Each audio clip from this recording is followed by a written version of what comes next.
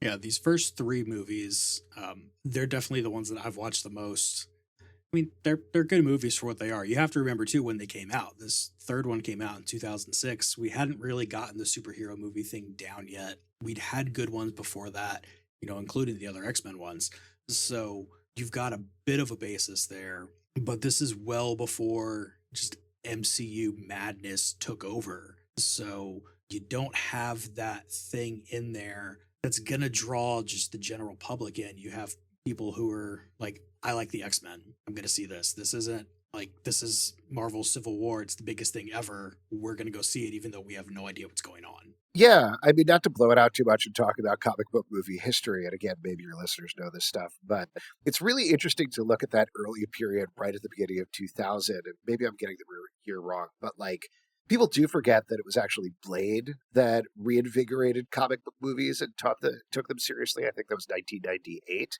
I came right at the beginning there, and that was something that's like it's a killer movie. That one is one that absolutely holds up. I watched that I think last year around Halloween, and I was like, "Oh, this movie is still amazing. It's just great." But that took it seriously and not seriously at the same time. Understood that comic books and the source material is fun, but didn't make it jokey. They weren't making fun of it. And in the same way, you extend that to X-Men and then Spider-Man, which had at the time the biggest opening of all time, like by far, with over $100 million.